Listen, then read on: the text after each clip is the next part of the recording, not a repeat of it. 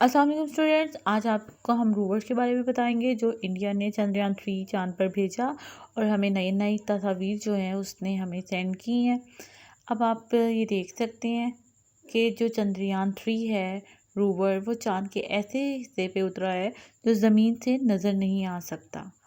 तो उसने हमें चांद के वो हिस्से की तस्वीर भेजी हैं जो हम ज़मीन से नहीं देख सकते। और उसने ये बात ऑब्ज़र्व की, चाँद पे बहुत ज़्यादा गड्ढे मौजूद हैं और ये गड्ढे कैसे होते हैं, जब शहाब साकिब उन पर गिरते हैं और तो ब्लास्ट होता है और हमें जो है चाँद पर मुख्तलिफ गड्ढे दिखाई देते हैं। चाँद का जो ऑर्बिटल उसमें मूव कर रहा है, चाँद के ऑर्बिट में वो हमें और भी इंफॉर्मेशन प्रोवाइड कर रहा है और नई नई तस्वीर भेज रहा है।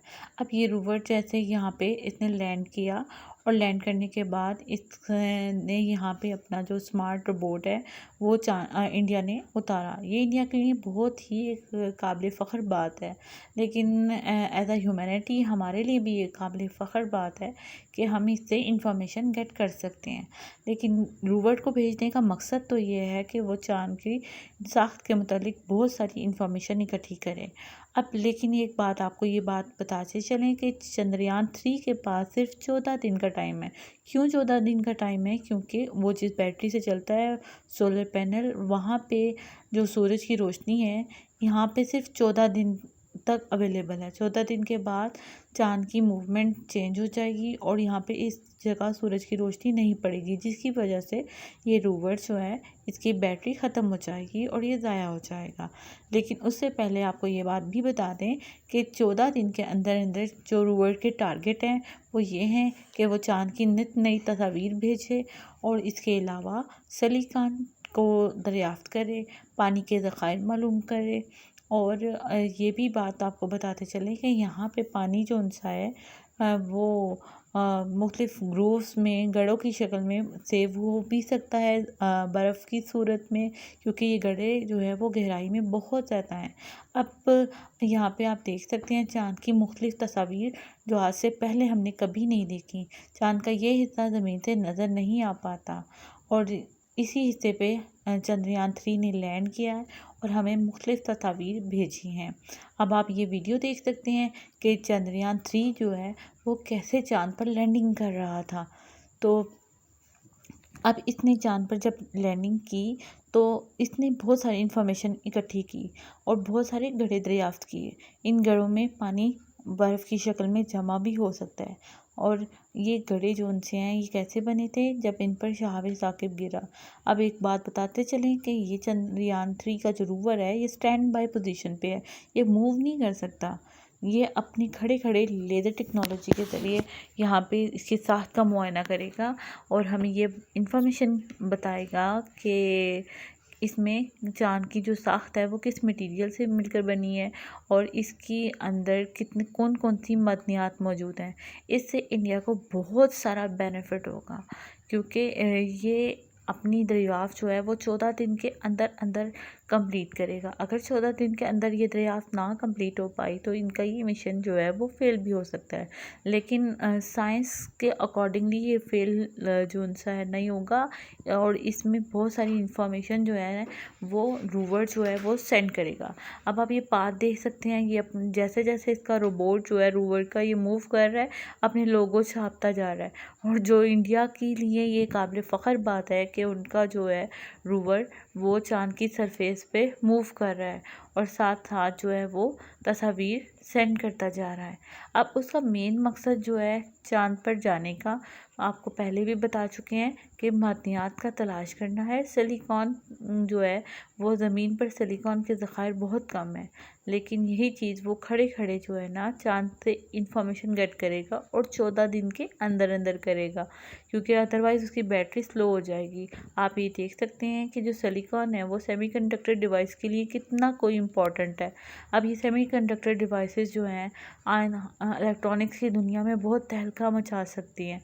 तो सिलिकॉन के ज़खायर ज़मीन पर कम है, लेकिन अगर यही ज़खायर इंडिया को पता चल जाए कि चाँद पर ये ज़खायर मौजूद हैं, जो कि इस रोवर ने सिलिकॉन के मेन ज़खायर को चाँद पर तलाश करना है, तो फिर इलेक्ट्रॉनिक्स की दुनिया में जो इंडिया बहुत ज़्यादा तरक्की कर सकता है और नासा को भी पीछे छोड़ सकता है। तो अब आप ये देख सकते हैं कि अब जो है वो पानी की तलाश कर सकता है। पानी की तलाश में उसने जो है वो हाइड्रोजन को और ऑक्सीजन को अलहदा कर सकता है। ऑक्सीजन हाइड्रोजन के साथ वो इंजन बना सकता है और न्यूक्लियर फिजन फ्यूजन रिएक्शंस को कंट्रोल कर सकता है, न्यूक्लियर एनर्जी को कंट्रोल कर सकता है। इससे इंडिया के एनर्जी के मसाइल भी बहुत ज़्यादा कम हो सकते हैं। और स्पेस टेक्नोलॉजी में जो इंडिया है वो नासा को भी पीछे छोड़ सकता है। अब आप ये देख लें कि मतलब जो मेन दुनिया में अगर दौड़ है तो वो एनर्जी की दौड़ है। अगर किसी के पास जो एनर्जी जितनी ज़्यादा होगी, एनर्जी के ज़खायर जितने ज़्यादा होंगे सूरज के अलावा, तो वो उतनी ही ज़्यादा तरक्की में जो है वो पार्टिसिपेट कर सकता है। तो अब इंडिया के लिए तो ये बहुत बड़ी कामयाबी है। आप देख सकते हैं कि जो चाँद की वो हिस्सों की से तस्वीर भेजी हैं जो आज से पहले किसी ने, ना रूस ने भेजी, ना ही चाइना ने, ना अमेरिका ने। तो इंडिया भी इन ममालिक में शामिल हो चुका है जिन्होंने चाँद पर अपनी मशीन के ज़रिए कदम रखा है। तो अब जो है सारी दुनिया का जो रुख है वो इंडिया की स्पेस टेक्नोलॉजी पे चला गया है। बज़ाहिर हमारा अपोनेंट ही सही, लेकिन इंडिया ने चाँद पर रोवर भेजकर एक बात साबित कर दी है कि तालीम जो है वो आपको नए दरवाज़े ओपन करती है तालीम, तो और आपके लिए आसानियाँ पैदा करती है। तो अब यही हमारी अल्लाह ताला से दुआ है कि पाकिस्तान भी इसी तरह तरक्की करे और नित नई मंजिलें तय करता हुआ आगे बढ़े। तो जो अब इल्म हासिल करना तो हर मर्द और पे फ़र्ज़ है। तो अब कल की बात मोमिन की गुमशुदा में राज है, उसे जहाँ से भी कोई मिले वो ले ले। हज़रत अली रज़ी अल्लाह का कौल है, अगर मुझे गलती हो तो बताने में तो अल्लाह मुझे माफ़ करे, लेकिन फिर भी हमने टेक्नोलॉजी की दुनिया में आगे जाना है। और जैसे कि रूवर अपने वहीं पे खड़े खड़े रह के अपनी सारी इन्फॉर्मेशन गेट करेगा और इंडिया को सेंड करेगा, और इंडिया के साथ जो मुख्तलिफ ममालिक हैं वो रिसर्च में आगे बढ़ेंगे। और इसी तरह हमें चाहिए कि हम भी अपने डोमेन में रहते हुए अच्छे रिसर्च का मुज़ाहरा कर सकें। तो इसके लिए हम तमाम स्टूडेंट्स को एडवाइस ही करते हैं और ख़ुद भी हमें चाहिए कि हम मेहनत करें और आगे बढ़ें। जैसे कि इंडिया ने तरक्की की है और चाँद पर अपना रोवर भेजा है, जैसा कि आप देख सकते हैं।